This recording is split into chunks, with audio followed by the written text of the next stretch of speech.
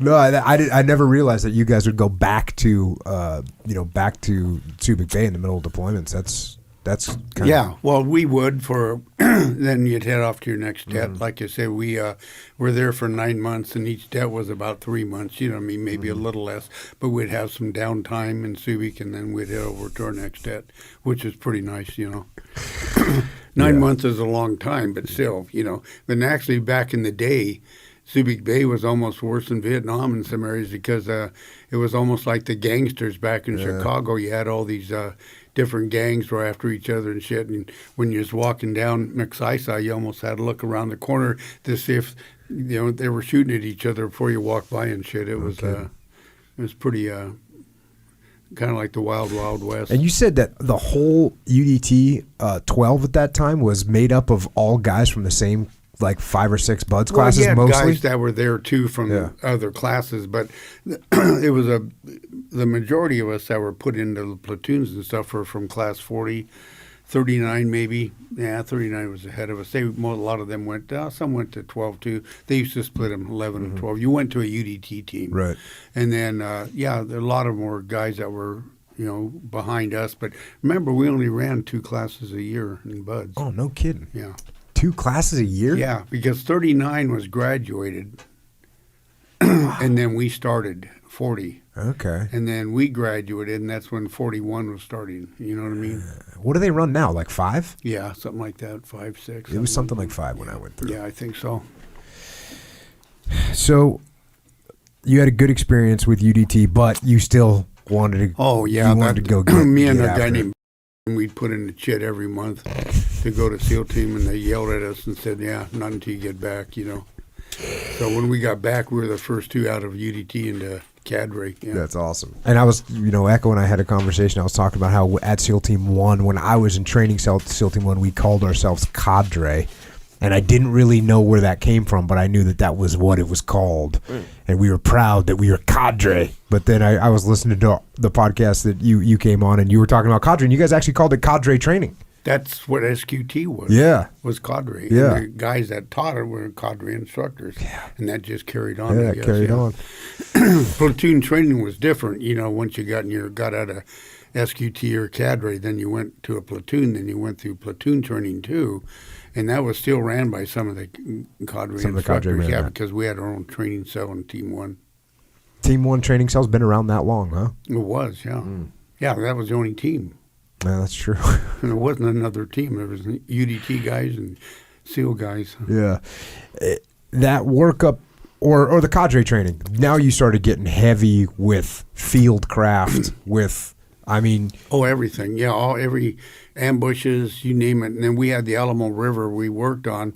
And the Alamo River is a lot like Vietnam. They actually set up a whole thing there to look like a village. They had a little wooden outpost where at the whole 9 yards, you have to you'll go down, get in, then you work your way in and stuff. And it was just like Vietnam. It was pretty close. And once again, the people that are teaching you are SEALs that are in cadre now who probably just got back from Vietnam. So they got fresh information from the battlefield, fresh experience. Our platoon training, our training cell in Team 1, every time a platoon came back, they'd pull 2 or 3 of the best guys from that platoon and put them into our training cell. And that was every platoon that came back, they did that. So you had a cross-cut of all the different areas of Vietnam and guys that had been in there that did well. And that's who trained. We had guys like and just some great guys. We got good training. And, there was no bullshit.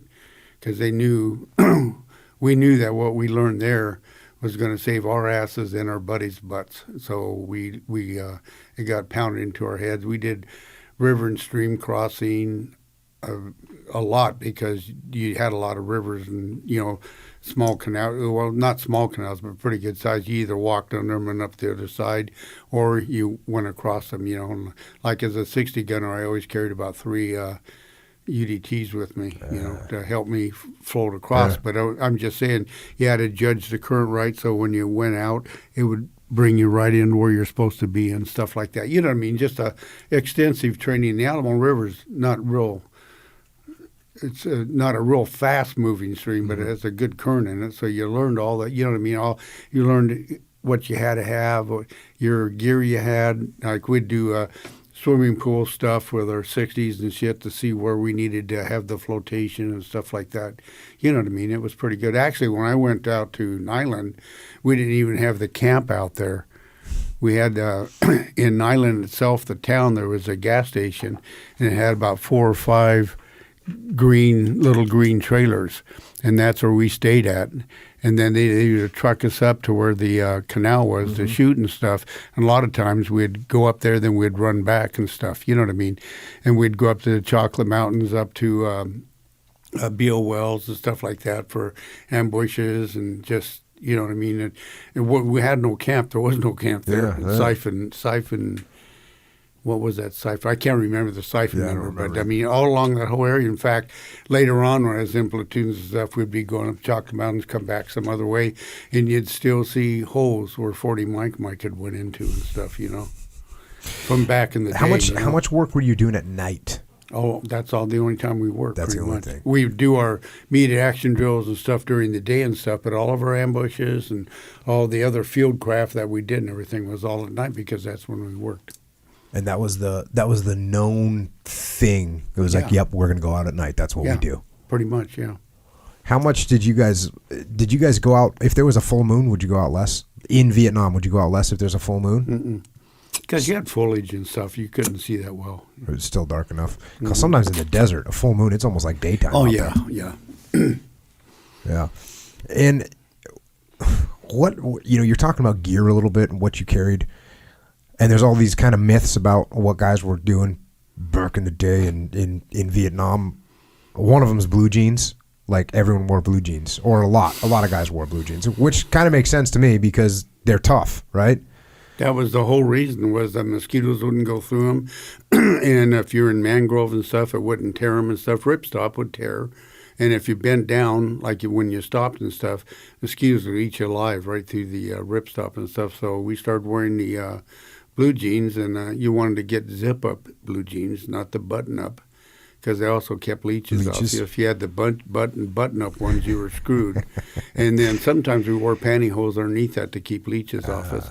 But we'd take the Levi's and put them into our jungle boots and riggers tape them around so, you know, they wouldn't just be hanging down where shit could come up and stuff, because there were a lot of leeches over there. No big thing, but I mean, you just learned, you know. And like I say, the pantyhose is pretty funny because when we were on sea float, guys would be walking around with pink and blue and yellow pantyhose on and stuff, and sailors are giving us kind of some weird looks and shit, you know. It's kind of funny. How about guys going barefoot? Well, we had a couple guys that do that, and guys stepped on stuff and injured themselves, and that I didn't see that very much at all myself in my platoons. Maybe other platoons would tell you, yeah, that was a big thing, but a lot of times we don't walk on trails. We walk outside of the trails, and there's all kinds of shit in there, and you don't want to just be barefoot, I guarantee you. So you get done with that workup and everything. How about like you were a pig gunner. I heard stories about guys taking every round out of their belt and lubing every individual round, especially I heard that about stoner gunners, that they'd take every round out of their belt and lube every individual round and put it back in there. Is that not true? I've never seen that happen, and we had 4 guys that carried the stoner machine gun in my last platoon. But I don't know why you'd take them out and put them back in. Yeah. They jammed a lot, but that was just a stoner thing. We sent our guys to Cadillac Gauge, which is who made the stoner, so they could learn all the intricacies and what to do if something happened. You know what I mean? Yeah. But the pig gun, the 60, you didn't have to worry about it that much. As long as you took care of that baby, it worked for you. The only time I ever had a malfunction was operator error, you know. Uh-oh. Like having it slide down your arm. Okay. And you get a link stuck in there, or you're shooting it and you have your do-rag around your neck, and it gets caught and starts dragging your head down like this, you know. Yeah, I heard this story. Just things you learn, you know. And I don't know who told me, one of the Vietnam SEALs told me this story, that like he had he was a stoner gunner, and when he came back, he checked in his weapon, and he was going and joining another platoon, so he went to get a new stoner not a new stoner, but one of the stoners out of the armory, and he went and checked the stoner out of the armory, and engraved in the buttstock of the stoner, it said, "Everybody must get stoned," which I always got a good kick out of. That could have been, yeah.